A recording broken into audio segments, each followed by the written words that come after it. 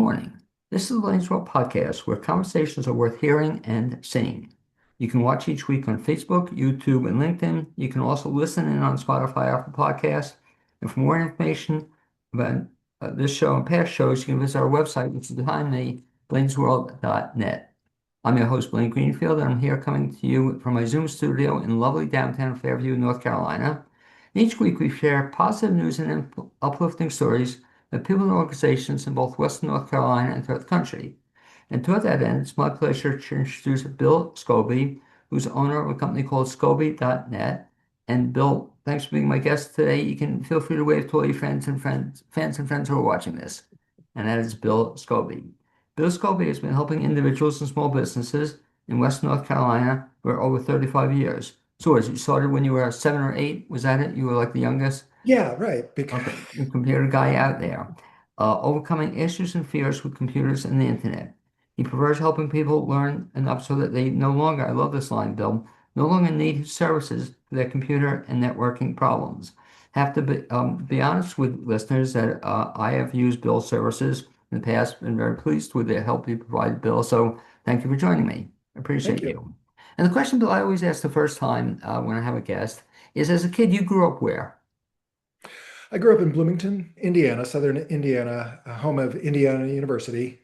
Um, my dad was a history professor. My mom was a history professor, which is why I'm not a history professor. I was going to ask you that. Well, so you grew up there. When did you start getting into computers?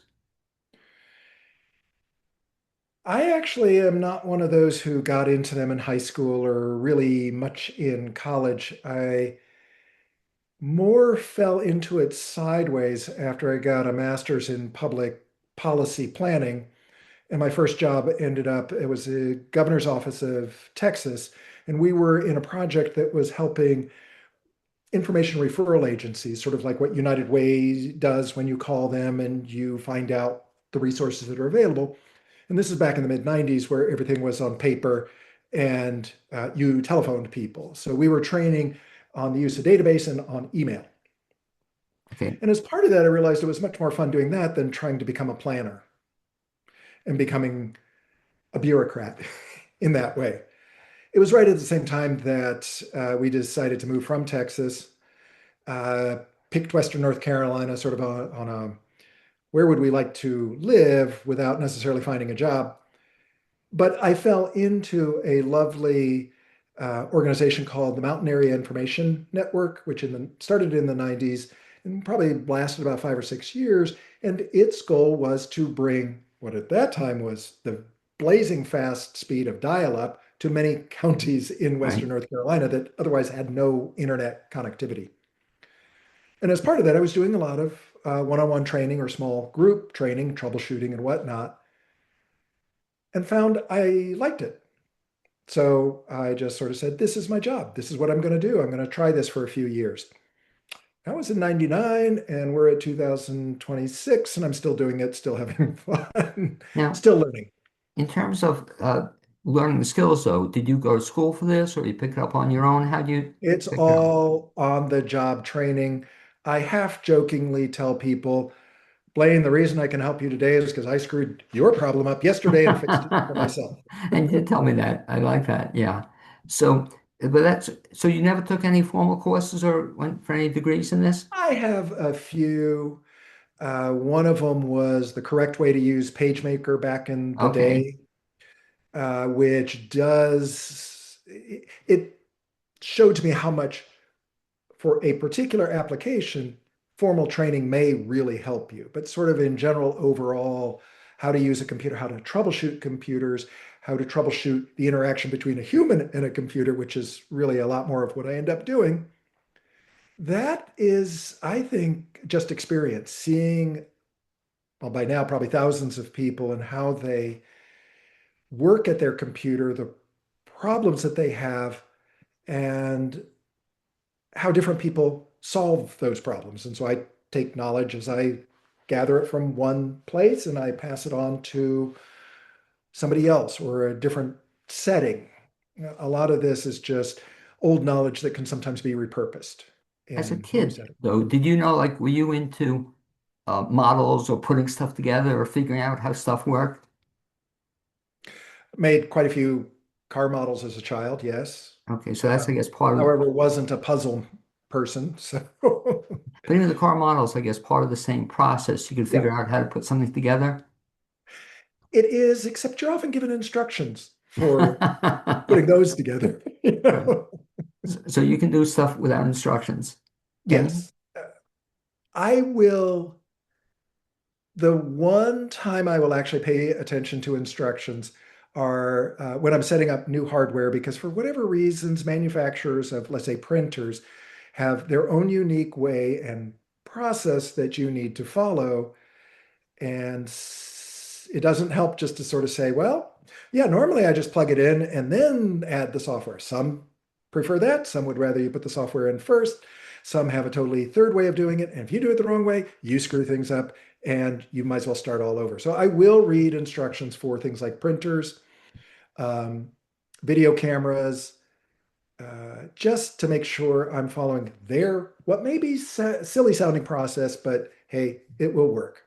Bill, you know what's so annoying to me though is when you get printer, you get anything, and you get instructions, and now the instructions are becoming smaller and smaller. They give you like a little Mhm. card, and I can't figure it out at all. I mean, that's where I call you. But I take a camera, right, I take a photo, yeah. and I blow up the photo. Okay, you almost have to. But the Yeah, instructions you get, so even for example, if people are listening, and we'll perhaps talk about AI, but AI, you get lots of instructions, but no offense to them, that's where I still need you because I can't understand the instructions. They right. tell you to do this, and then it's very frustrating. And I guess, are you finding people telling you that they start with AI or they try to figure out an AI and then they give you a call? Because that's going to be me. Yeah, no, no, it's true. I actually have even done that where I might over rely on AI, but at least I have some knowledge to say, wait a minute, that's a problem line there. They're telling me to delete this, and I know if I do that, that's going to create some issues. But otherwise, somebody like you might just say, oh, well, it just had me type in this command, and why are things not working anymore? Um, Now, I have heard, I haven't personally tried this, but I have heard some people who say when they get that first response, Right. they'll then ask, well, can you verify that you know that works? And can you amplify? Could you provide extra steps and maybe with photos? Challenge the language model a little bit more to help you, or cast it like, now could you reframe it for my 65-year-old, whatever, you know? But a great piece of advice was, Bill, what I'm seeing, which is really scary, and I'm sure you've seen it as well, that oftentimes you'll get information and it's wrong. Yes. There's just an article, I think in today's Wall Street Journal, as a matter of fact, about people using it for tax purposes, doing the tax returns, and the information is wrong. And I personally have seen that. I've asked factual information, then you point out to them, you tell them it's wrong, and then they apologize. Oops, Mhm. we're sorry. But that's scary stuff, though. So just because you get it, you can't just accept it as a gospel. Yeah. It's funny because if you and I were just, well, like we are talking face to Right. face, we have this a decent ability to sort of catch the crap. You tell me something, yeah, right. No, I don't quite believe you. Yet for some reason, a lot of people just trust, well, it's on the internet. The internet never lies. Really? Thanks for sharing that. But scary, Bill, because just what you're saying, I asked the question not too long ago and asked for two names of people in theater, and one of the names was me. And I said, no, I'm not, that's not me. And again, you tell them, oh, and they apologize, but it just points out that just because you read something on the internet or read on AI doesn't make it true, and that's where, again, you've helped me, and I'm sure you helped other people, that you'll kind of look at something and walk me through it, because that's the biggest thing I have. And is that an age thing, I guess, maybe, that as I get older, I'm less interested in figuring out stuff. Do you find that with the clients? Most, yeah, I think most are that way. They just want it to work. Right. And I personally, I like telling people all the background for why it works the way it does, because I just believe that's wise. But there are some people who say, no, no, no, no, no, no. Just tell me what to do. If it's I want a recipe. I want one, two, three. And if it goes wrong, I'm calling you. Not, I'm not going to troubleshoot. I don't want you to explain how to troubleshoot it. I'm just going to assume it's going to work. And if it's not, I'm calling you, Bill. Well, that's the Because, case we had with our one meeting, and I appreciate it. In fact, he came over and great case, gave great service. But you offered to me to show you. You said, "Let me explain this." I said, "No." I said that exactly, Bill. I don't want to know. Just get it working, and if it stops working, and that's one of the beauties of working with you. You're available, I wouldn't say on a 24/7 basis, but you're certainly available pretty frequently. And let's talk about that because I think that's one of the cool things about you is so you'll provide service, right? You'll come to people's homes if they wanted a business, but you'll yes, also do it on the phone or virtually. yes. I like meeting people at least once face to face. I find that it helps me really a lot to see how people use computers, physically how they use them. Because some problems you wouldn't know just by watching what they do on the screen or how the cursor is moving around, because you can't see what they're doing on the keyboard or the trackpad or the mouse or anything like that. So I like seeing people's environments, the other things that they use. For example, you have a printer in your background, but I have no clue what your internet is unless I have seen it before. Where is it in relation to your computer in the house? I get that on the first visit, whether it's to house or business location. And one of the things Um, I'm thinking out loud how I could use you or other people could use you, I guess, so you can also watch how I work or how I operate, and yep. sometimes you can make suggestions to how to make it easier. Yes. Like for example, I have a blog. And I'm looking for ways to make that easier to put together. It's taking me too much time. And I gotta believe, and you're giving me an idea to give you a call on it, that I could be doing this more efficiently than I'm doing it now. Shortcuts or software or other stuff I should be using that is out there. For example, I just got a message. I'll ask you about this, see if you can not help out on the show. But I got a message that my computer is running slowly and I have too much going on or something. And I forgot what I wrote down. It said I need computer, clear computer storage, right? Is that a Okay. fairly common thing that shows up on computers? Yes. When it, and actually, I have a Mac laptop right now that I'm trying to deal with where I was actually, we were trying something else yesterday, and all of a sudden, and something was wrong enough that I decided to see how much available hard drive space there was. There was less than, it was probably about 300 megabytes left. And the old, 25 years ago, that was plenty. Now it's not as sufficient for anything to work. And it's so full, the hard drive is, that I can't do any work on it. I can't even repair it, Right. which is going to be my afternoon challenge after we're done here. Your computer needs, and this is the thing a lot of people don't understand. You look at the amount of free space you have on your hard drive and you're happy. You don't realize every single program uses temporary space on the hard drive as it's trying to do its tasks. When you quit the program, that space is freed up again. And so, one of the things I'll ask people to do is first close out of all programs, restart the computer, because restarting a computer sometimes flushes out temporary or cached files. And then let's go through and, if you're still running low on space, clean out some system files, caches, or are there large, and I usually start with the large videos because you can take off one large video and suddenly free up a lot of space. Things that you don't really need on your internal drive, but could have on an external drive. And as you're talking, I'm thinking out loud. That's where, again, it's about that time to contact you again, where you could help me out. Because I guess I'm also fearful, and I know my wife is also, that she'll delete something that she needs, or something important. Right.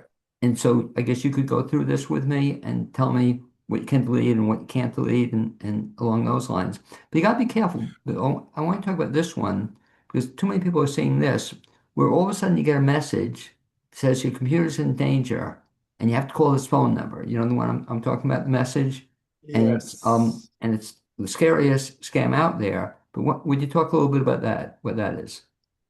First off, those are scams.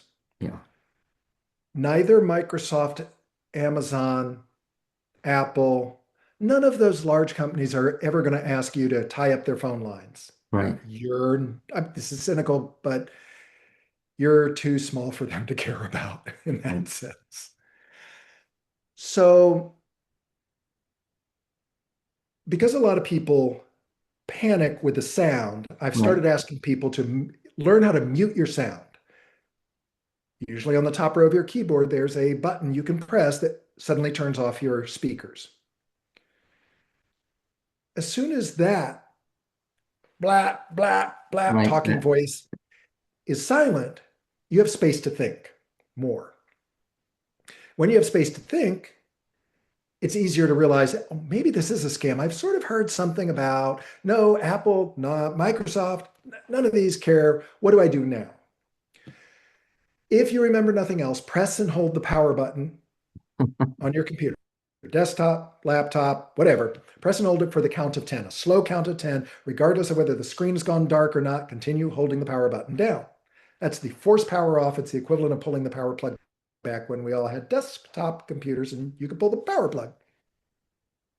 When you restart the computer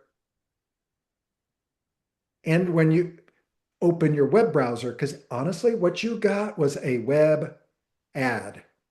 right. That alert, call, whatever, that was from your web browser. You tripped across something that triggered an ad, I'm going to call it, and you want to get out of your web browser. Force powering off the computer can do that. When you turn it back on, I'd say probably 99% of the time, that's gone. You open your web browser and be careful to not restore, because most browsers ask, do you want to restore those pages that you so gleefully ripped out of me? Um, don't restore those pages. And if you do that, you're not calling me. If you call me before you call Microsoft, I can talk you through this kind of stuff. Because I was going to say that that was the recommendation I was hoping you'd say, give you a call because Bill, it sounds scary and it is scary, but I actually know, and you probably do too. I know people got suckered by this kind of thing. I know a friend of Yes. ours lost $12,000 on it, that I mean it's a whole thing you go into, and if you don't do it, you can't call and they tell you not to call the police, because you call the police, they're in on it, but and this was a bright woman who got suckered by this. It sounds believable, but it's scary stuff, and you want to stay away from that. So, best advice, I love what you just said, just turn off your computer. Even though Mhm. one school of thought, right, says ordinarily you shouldn't turn off your computer like that, right? Just Not close it that down. force power off way, but I think most people can remember that alone. Otherwise, I could say, well, do you know how to force quit a program if you're on a Mac? Do you know the keyboard shortcut, Command Option Escape? Three keys that if you have them memorized, it's how you force quit stuck applications. And in the Windows world, quite a few people remember way back when Control Alt Delete Right, right. to get to Task Manager. If you know that, you can more gracefully end whatever web browser, Microsoft Edge, Chrome, Firefox, Vivaldi, Brave, whatever web browser you're using, and the problem goes away without holding down the power button. But in panic, I'd rather people at least press and hold that power button Great for advice. 10 seconds. And if you do nothing more than do that, the scary part goes away. You've saved yourself from calling. Then you can call me and I'll be in a car and I'll just say, turn it back on. You're good. Okay, log in. Okay, now open whatever browser you had open. Now what, but wait, do not restore. When it offers to restore, just close that little restore thing. Any scary windows there? Nope. Okay, goodbye. By the way, isn't that a solution amazingly to a lot of computer problems? Forgetting this one, that if you're stuck or something's not working, whatever, turn off your computer. I don't know if it's 99% of the time, but I'd say 70% of the time it fixes the problem I was having. Is that, Yes. would you say that's true? Yes. And so when you were talking about running out of file space, and I said, well, Right. one of the things I'd ask is for you to restart your computer. You may find suddenly that you have a few gigabytes more of available drive space. Restarting a computer. The way to think about it is for troubleshooting purposes, restart a computer. Oh, and by the way, for Windows users, that literally means choose the restart choice in the menu. Don't shut it down and then turn it back on with the power button. That is not the same as a restart. Otherwise, you and I are going to have a long running discussion trying to convince you that yes, you really want to choose restart. Just use the restart command. If you're troubleshooting or have seen something that says restart your computer, you better be able to tell me, yes, Bill, I clicked on restart. Let me ask you, Bill, how often, and I've heard varying bits of information on this, should you be shutting down your computer and restarting it? Is that something when we were kids or younger, it used to be like every day you had to shut it down or whatever. Yeah. If you're working on it, how often should you shut it down or restart it? Only as often as you need to. I know that's a wishy-washy Right, answer. right. You don't have to do it every day.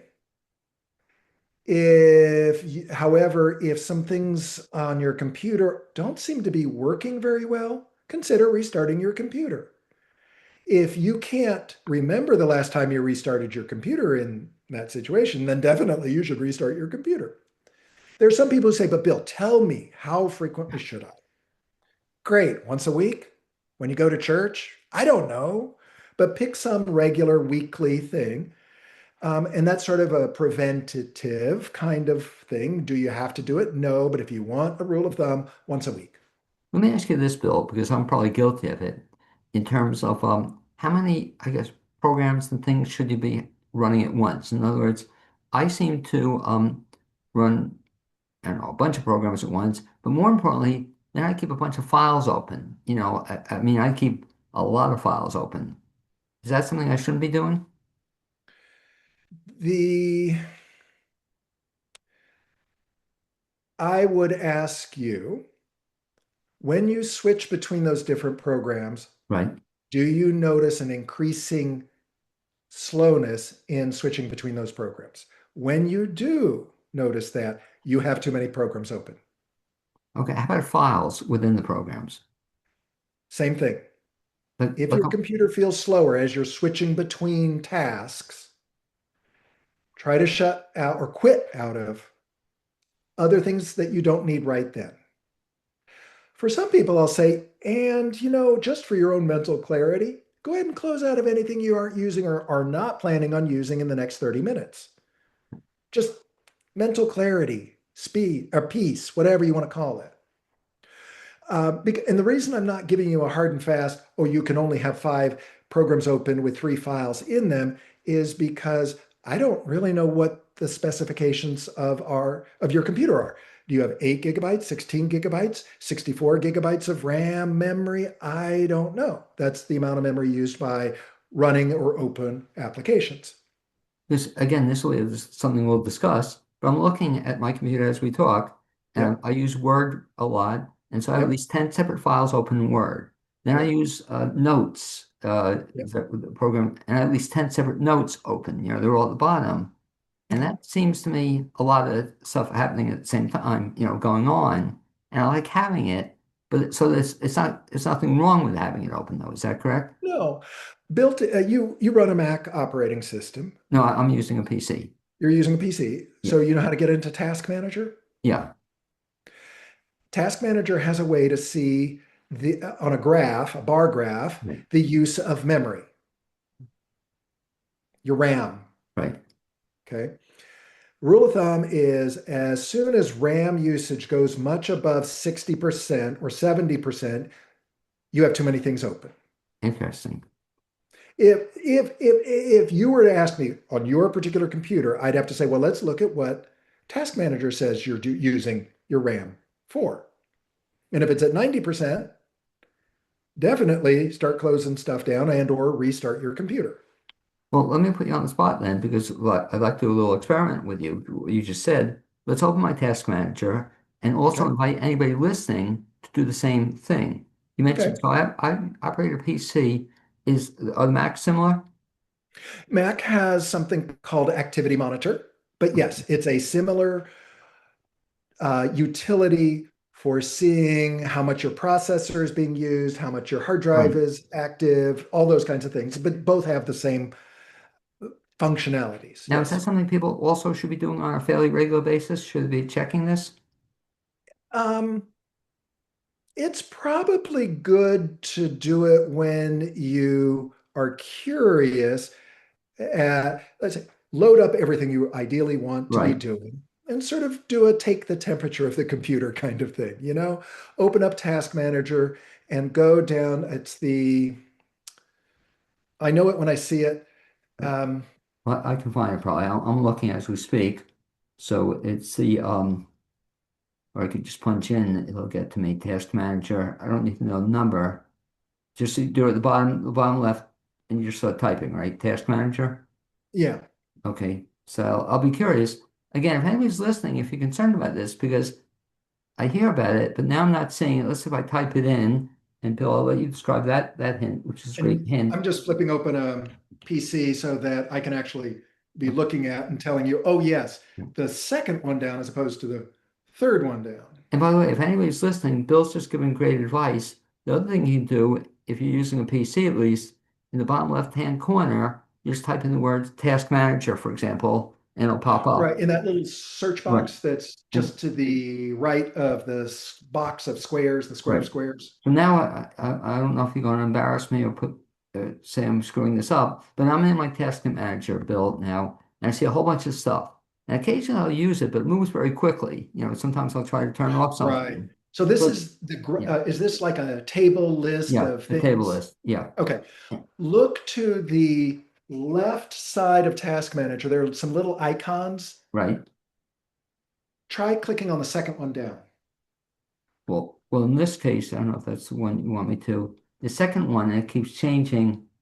It's just one of the programs. It's Photoer. But then I got Okay, this. so the one below, if you mouse over those little Right. icons on the left, the one you're looking for is called Performance. Okay. I see. I have desktop window manager. I'm not seeing performance yet. More Um, to the left. Do you see a triple bar thing at the top on the far left of that Task Manager window? Not yet. But anyway, let's just go as we look for that. I see some other stuff, and you can tell people, or tell me what it means, tell other people. So at the very top, I start seeing CPU, right? Yeah, And I have a number there. What does that mean? it's the amount of CPU that's being used, the thinking part. More importantly, to the right of that is a column called memory. I What got is the that. value percentage in there? That says 77%. So you're getting to the part where you either have had your computer on a really Right. long I time or have, you yeah. have too many documents or things open. So is there a number you should be shooting for in that? Between 50 and 75. 15, 7. Oh, so it's on 77 is on the high Yeah. end, right? And but that's where I fall back to saying if you're not really feeling slowness in your computer when you're Right. switching between things, fine. I'm not going to quibble and say 77 is terrible because I said 75 is the cutoff point. But that would be if it bumped up to 80, 85, 90, and you were to say, well, yes, Bill, I do feel that it's slower. How are you going to fix this? I'll say, close out of some of your programs that you don't need right now. Do you need all 7 documents instead of just 3? Do you need 14 windows open in Chrome? Can you maybe bookmark them or even quit out of Chrome? Chrome is a famous and Firefox is, and Microsoft Edge, all web browsers are famous for using a lot of memory and not releasing it until you actually close it. Out of the browsers, do you have one that you recommend over another? Do you have a favorite? Um, no, unfortunately, we're frequently stuck with having to use Chrome or Right. Chrome-based browsers That's because a what I lot of use. Yeah. websites are optimized for that. Right. Having said that, my personal favorite is Firefox because they're the underdog. Okay. And I'm just used to some of the things they let me do. But I do have Chrome, and I have another one called Vivaldi because they let me really tweak. their browser. Now, I think it's useful to have both Firefox and Chrome, just because some websites look better in one or the other, and I can't tell you which ones until you find out which how ones. about something I do? And again, this is something you look at in terms of my operation, but using two or three at the same time. In other words, so Yes. I'm using Chrome and I have three programs running there. And sometimes I'll use Firefox. I'll have a couple of things running there. Is that okay to do? Yeah. I used to do that a lot when I worked at the Mountain Area Information Network, and it was to keep work separate from non-work Oh, interesting. stuff. Okay. But there are times you may wish to do certain searches in one web browser and stay focused there, and then do other work in a different one to have different focus. Oh, and here's another way where it can be really useful. Two people use the same computer. They don't want to create separate logins, but they're using different web mails. Right. So say one person uses Chrome and the other person uses Firefox. The Firefox gets to use and tweak their environment however they want to with their set of bookmarks and saved passwords and whatnot, which don't show up for Chrome. So it's like using two different ways to get to whatever you want to do on the internet without creating separate logins or having separate computers or anything like that. So then I'm looking up top there, and I next see then, and you mentioned it maybe in a different context, but I see disk, right? Yeah. What's that figure showing me? That is how frequently stuff is being read from or written back to the disk. And if it's anywhere near 100% Right? for long periods of time, you may feel that your computer is also slow. Because why I'm asking this, and why I'll work with you further on this, is that I'm just almost a little concerned where SOAR could have been one of these scam things, that I have, I need to immediately clean up everything. And based on what you're telling me, at least it seems to be working okay, even though I have a lot of stuff going, you know. Right. Talk about the one other thing, and people should know this, but I don't check it enough. There's an easy way to do it, Bill, if you care to share it. If people want to check how much of their computer, what is in usage, or you mentioned, like, I don't know the percentage it is. Are you talking about how much hard drive Yeah, so I'm storage? sorry. Yeah, talk about that. How do folks figure out how much hard drive is being used? Okay. Um, the way I know that will work for everybody, Right. actually, let's see, in Windows 11, about, okay, in Windows 11, again, click down in that little search box that you can use, and you're going to type in the word about. By the way, I think I'm still using Windows 10, and I was going to ask you. Um, Windows 10 may not have quite the same right. information in the about section, so you get to be teaching me there. Okay, I'm going no, to ask you to go to about the, your PC, I got that. Thank yeah. you. So you're going Yeah, to go to about this PC. And in Windows 11, it does show some squares at the top. I see it. Yeah. And I have storage, 92 gigabytes of 932 gigabytes used under the Oh, storage I section. see. Good advice. So, by the way, if anybody's listening or watching this, and you can do Windows 11, but you can also do Windows 10. So look for about, and you'll Mhm. see the category. So I see storage 954 gigabytes, and it says 764 gigabytes being used. Is Okay, that a lot or a little or that's decent. And this is where I really am going to say you ought to have at least 20% on regular use, 20% free. yeah? And So I can't do the math fast enough. but actually I'm getting there, it seems like, Right, exactly. but what you'll help me with, and we won't spend time on this show talking about it, but I can see working with you. So if I clean out some of the stuff and get rid of some duplicate files, I might be able to get that down and get rid of. I have so many Right. programs. Um, And or some documents, videos, data, in other words, that you don't need, maybe haven't used in 3 years. Maybe we can archive it off to an external disk, hard drive. So you're deleting it, but you're taking it off of your primary machine because you haven't needed it for a while. And especially people who are video and audio producers, that can eat up a space really quickly. The second thing I'll ask people to do is uninstall software they're not currently using. Right. But again, I'm fearful of it, but you can help guide me through it, Yeah, in terms of what I can't get rid of. Um, Interesting. I'm just trying to think out loud, working with you or you working with other people. So it's something that people should look at every so often, But again, it's nice to have correct. no offense to AI, it's nice to have somebody to fall back on that I'm not going to mess up my computer by removing something, you know. Correct. Yeah. Well, that's Documents, data, things you've created, right, those can always be copied and then or copied to an external device if you don't need it for your active work life or play life. Do you also work, Bill, in helping people with both their iPads and phones? Can you help with that as well? Yes, Okay.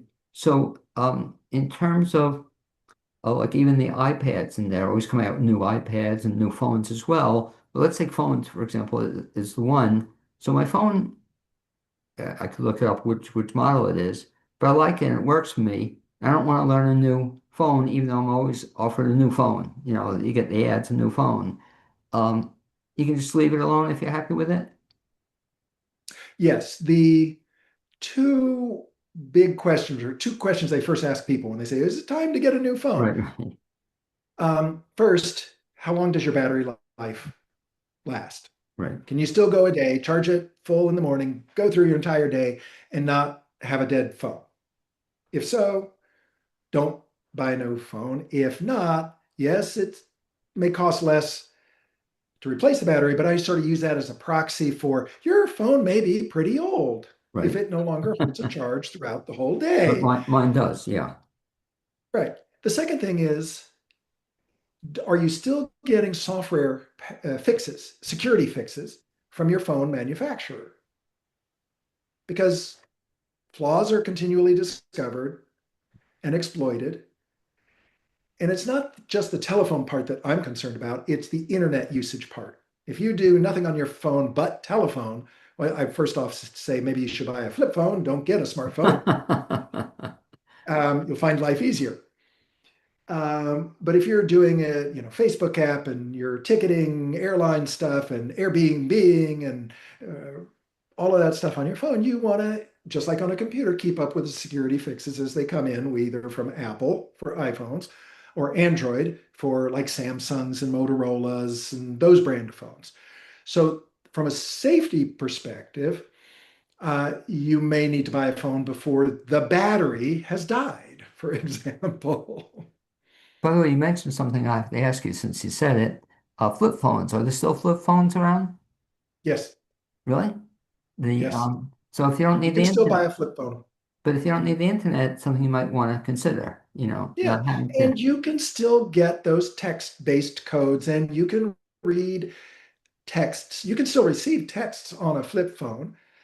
Um, for some people, it may be good to use a flip phone for texting because they'll learn how little they need to really reply. Y for yes and for no. They won't be verbose.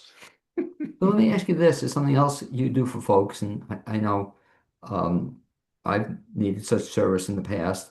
But if somebody wants to buy a new computer, new iPad, whatever, they can go into Best Buy, I guess, on their own, or they can try to do it on online. But is that something else you can help people with?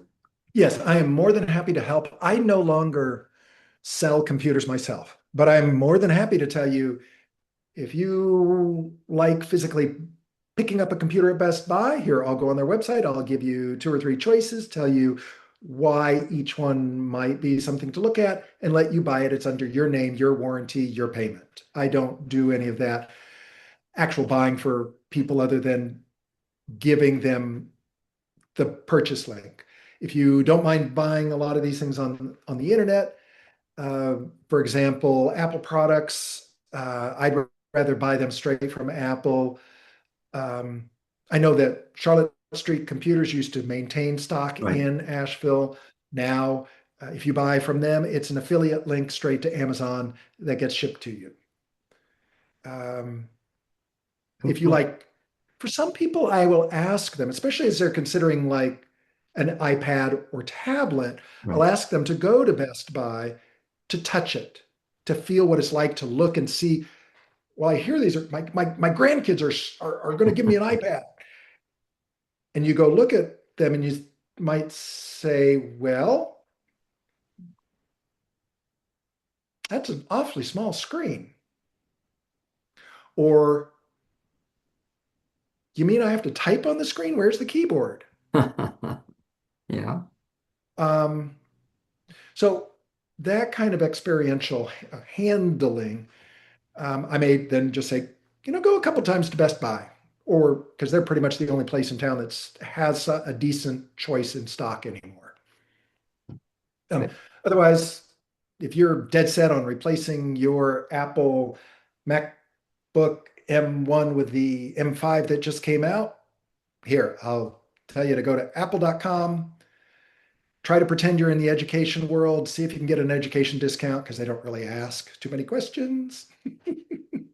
But buy from there, it's you actually aren't going to get, well, no, I lie. I've seen occasional good pricing through Amazon if you're willing to do that. Yeah, it's funny you mentioning this because you're giving other good advice to people, and that is, like you said, touch, taste, feel it. And I'll just digress a second, but I bought a car recently, and I actually bought a Tesla. And Hmm. before I picked it up, I was with my buddy, and I was with his car, and it was too complicated for me. And so I stopped it at your point. I looked at it. I knew that was way beyond my comfort level, and I even lost a deposit for it. But it was the best $250 I didn't spend Mhm. because it would have been a disaster for me. There's so much to learn, it just would overwhelm me. So great advice to try to touch something, taste it, feel it before you buy it if you can, you know, or make sure Yes, you or make sure you have a good guarantee or warranty or you can return it. Check on your return policies for right. buying this stuff.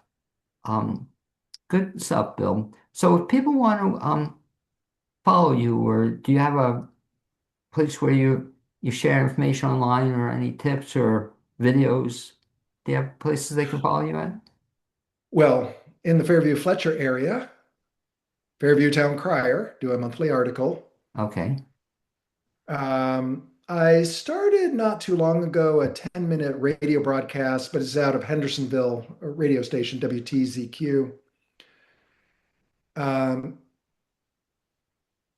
Otherwise, most of what I'm doing is just person to person or like actually just helping people and dropping nuggets of useful information as I'm actually fixing people's computers.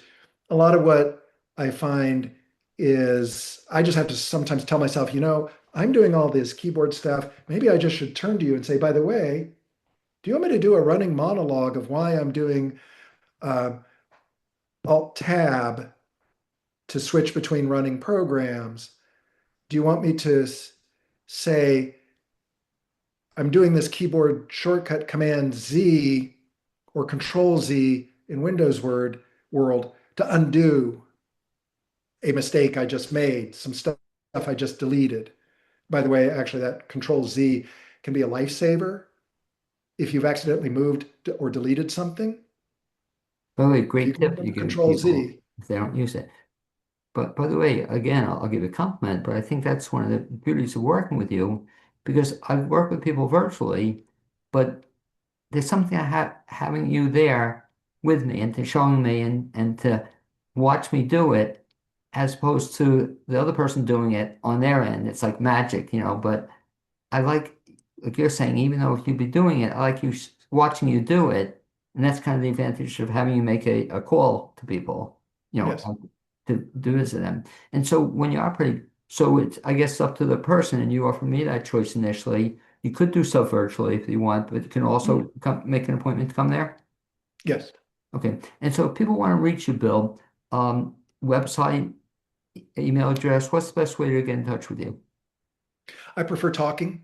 Okay, but I'm saying, but how do I reach you? Do I call you? Do I send you an email? What do I do to get you Right. on? So the reason I prefer talking is just to figure out what it is you're really wanting as opposed to what you are thinking you want. So phone number 828-628-2354.